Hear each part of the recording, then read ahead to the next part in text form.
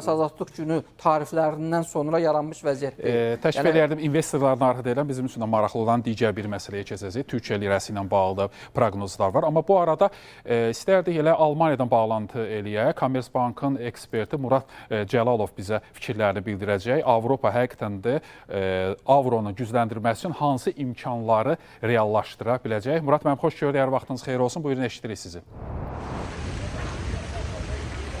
Avro valyutası həmişə ABŞ dollarına qarşı rəqib mövqedə olmuşdur. Amma son dövrlərdə baş verən hadisələr hansı valyutanın daha da üstünlük təşkil edəcəyini göstərəcəkdir. Çünki hər bir valyutanın özünə məxsus müsbət və mənfi tərəfləri var. ABŞ dollarının əsas üstünlükləri ondan ibarətdir ki, dünya üzrə qlobal ehtiyatların 58%-i bu valyutada cəmləşdiyi halda 20% təkcə avronun payına düşür.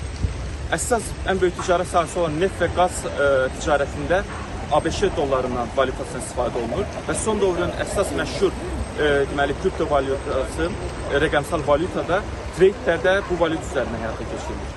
Amma avronda özünə məxsus üstünlükləri vardır. Bundan ən birincisi hal-hazırki dövr üzrə stabil və risksiz bir valyuta hesab olunur və əsasən də Avropa və Asiya qitələrində həyata keçirilən treyder avro valyutası üzərindən həyata keçirilir. Son dövrlərin hiperaktiv inflyasiyasına və ölkənin daxili borclarına qarşı hansı valyuta tab gətirərsə, bu rəqabətdən də həmin valyuta qalib olaraq çıxacaq. Çox sağ olun, minnətdarıq sizə. Digər bir məsələ Türkiyənin lirəsi ilə bağlıdır.